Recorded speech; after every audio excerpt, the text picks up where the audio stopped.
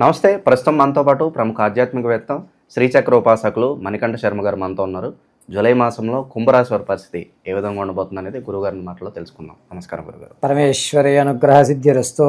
గురుగారు, జూలై మాసం ఆషాఢ మాసం కుంభరాశి వారి పరిస్థితి ఏంటి? పాజిటివ్గా ఉంటుందా, నెగిటివ్గా ఉంటుందా? ఎలాంటి జాగ్రత్తలు తీసుకోవాలి? పరమేశ్వర అనుగ్రహగడాక్షసిత్యర్థం.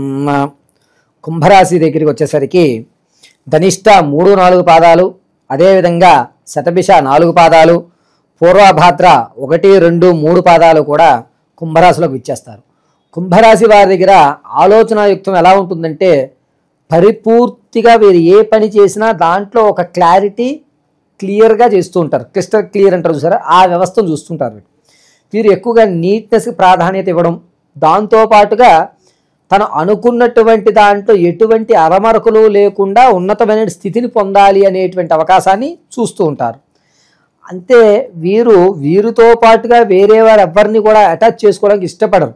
ప్రతి ఇంటా కూడా నాదే పై మాటగా ఉండాలి, నేనే ఉన్నతంగా ఆలోచించాలి, 10 మందిలో నా పేరు మాత్రమే ప్రస్తావించాలి అనేటువంటి ఒక జ్ఞానయుక్తంతో ఉంటారు. వీరు పని అలాగే చేస్తారు, ఫలితాన్ని అలాగే ఆశిస్తారు. కష్టే ఫలి అనేటువంటి దాన్ని వీరు ఎక్కువగా నమ్మడానికి అవకాశం ఉంటుంది. శ్రీకృష్ణుడు చెప్పినట్టుగా పని మాత్రం నువ్వు చేయి, ఫలితం ఆశించుకో అనేటువంటి దాన్ని వీరు రోల్ మోడల్గా తీసుకుంటారు కుంభరాశి వారు.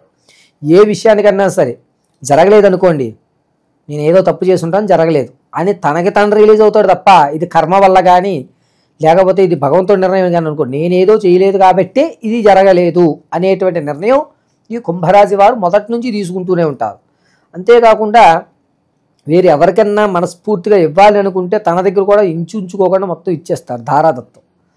ఒకవేళ ఇవ్వకూడదు అనుకున్నారు అనుకోండి, మీరు కాలు పట్టుకుని బతిలాడిని ఎవరు అస్సలు కరికరం అనేటువంటిది కూడా చూపించరు ఈ కుంభరాశి వారు.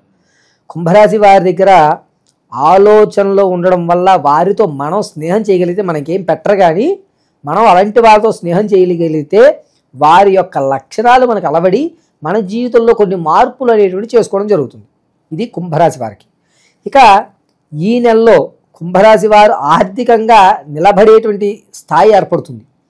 ఆరోగ్యపరంగా ఇంతకు ముందు ఉన్నటువంటి అన్నీ కూడా చికాకులు తొలుగుతాయి. మూడవది ఏమిటంటే వీరేం తెలుసుకుంటారంటే, నేను ఎప్పటి నుంచో ఇక్కడ ఉన్నాను కదా, నేను స్థానం మారితే నా భవిష్యత్తు మారుతుందనే నిర్ణయం వల్ల వారి యొక్క ఇంటిని, వారు ఉండే ప్రదేశాన్ని విడిచి వేరే ప్రదేశానికి కావాలని వెళ్తారు. సో స్థానచలనం ఉంటే కనుక డెవలప్మెంట్ ఉంటుందంట, ఆటోమేటిక్గా వారికి తెలుస్తుంది.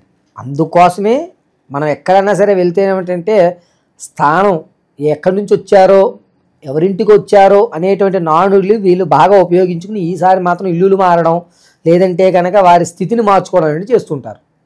ఇక కుంభరాశి వారు విద్యార్థుల దగ్గరికి వచ్చేసరికి జ్ఞానం కొంచెం, అంటే ఇంతవరకు బాగా చదివేవాడు వెనకబడ్డం, చదివింది మర్చిపోవడం, ఎంతసేపు చదువుతున్నా ఏం చదువుతాంలే అనేటువంటి ఒక నెగ్లజెన్సీ అనేటువంటి పిల్లలకి బద్ధకం ఏర్పడుతుంది ఈ నెలంతా కూడా.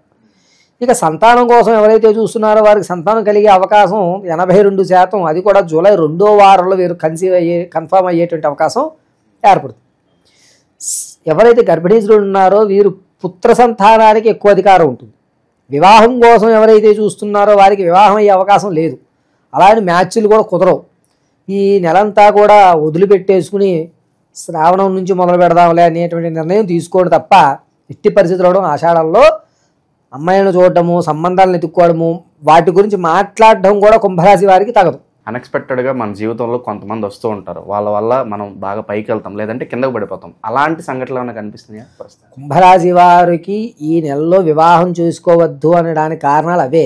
వచ్చేటువంటివన్నీ కూడాను జుత్సాగరంగా దక్షిణ వ్యవస్థ నుంచి వస్తున్నాయి సంబంధాలన్నీ కూడా. అందుకోసం ఈ నెలలో అసలు సంబంధం కానీ ఎవరన్నా సరే మా అమ్మాయి ఉంది ఒకసారి చూద్దాం, మాట్లాడుకుందాం, అసలు జాతకాలు పరిశీలన చేద్దాం అనే మాటే తెచ్చుకోకండి. అసలు ఈ నెల వివాహం అనేటువంటి పదాన్ని విడిచిపెట్టేయండి. శ్రావణంలో చూడండి కుంభరాశి వారికి. విదేశాలు వెళ్ళాలనుకుంటున్నారో వారి శ్రీకారం చుట్టండి, మంచి పని అవుతాయి. ఎవరైతే ప్రమోషన్ల కోసం చూస్తున్నారో వారికి కూడా అద్భుతమైనటువంటి అవకాశం నడుస్తుంది. మీ శ్రమకి గుర్తింపు, తగు వ్యయము, జీతాలు ఇచ్చేటువంటి అవకాశం కూడా కల్పిస్తుంటుంది. అంతేకాకుండా కుంభరాశిలో వారికి ఈ సంవత్సరంలో ఏంటంటే తాతగారి ఆస్తి వచ్చేస్తోంది అనుకున్నటువంటి ఇది మధ్యలో అడ్డుపడేటువంటి అవకాశం కనబడుతుంది. ఎక్కువ మొత్తం ధనం అనేటువంటి చేతులారా ఖర్చు పెట్టుకుంటారు, ఆర్థికంగా నిలబడతారు. ధనం వస్తుంది, కానీ దాన్ని చేజేతులారా వేరే వాటికి వెచ్చించేస్తూ ఉంటారు. ఇక కుంభరాశి వారిలో ఏంటంటే ప్రమాదాలు జరిగేటువంటి అవకాశం ఎక్కువగా ఉంది. అంటే వాహనంలో జరిగే ఎముకలకు సంబంధించినటువంటి ఇబ్బందులు అనేటువంటివి మొదటి వారం నుంచి ప్రారంభమై 3వ వారం వరకు చికాకులు ఇస్తాయి. అంటే నరం పట్టేయడమనో, ఎముక బెనగడమనో, బాత్రూమ్ చేస్తున్నప్పుడు జారి పట్టమనో, బండి మీద వెళ్తున్నప్పుడు ప్రమాదాలు జరగడమనో, ఇటువంటివే ఎక్కువ దోహదపడుతూ ఉంటాయి. ఇక ఎవరైతే బిజినెస్ ప్రారంభం చేద్దాం అనుకుంటున్నారో వారికి మంచి అవకాశాలు ఏమున్నాయి, ప్రారంభం చక్కగా చేసేసి. ఎలాంటి వ్యాపారాలు బాగా కలిసి వస్తాయి అంటారు? కుంభరాశి వారికి ఏంటంటే ఫాస్ట్ ఫుడ్స్ పనిచేస్తాయండి. అదేవిధంగా రైతుకు సంబంధించిన విత్తనాలకు వాటిని ఏర్పాటు చేసుకోండి. ఫుడ్, అగ్రికల్చర్ ఇవి రెండూ కూడా ఈ కుంభరాశి వారికి ఈ నెలలో ఉత్తమమైనగా పనిచేస్తుంది. ఇక కోర్టు సమస్యలు కావచ్చు, పోలీస్ స్టేషన్ చుట్టూ తిరుగుతూ ఉండి అలసిపోయి ఉంటారు కదా, వాళ్ళకి ఏదన్నా మంచి ఫలితాలు ఈసారి కూడా అలసిపోవడమే అలవాటు అయిపోవాలి. అసలు ఈ పాటికి కుంభరాశి వారికి కోర్టు చుట్టూ తిరగడము, ఆర్థిక వ్యవస్థ దీంట్లో ఇబ్బంది పడటము అనేవి అలవాటు పడిపోవాలి. ఎందుకంటే నవంబర్ వరకు కూడా వీళ్ళ పరిస్థితి ఇంతే. ఎట్టి పరిస్థితుల్లో మారవు, ఒక కొలిక్కి రావు.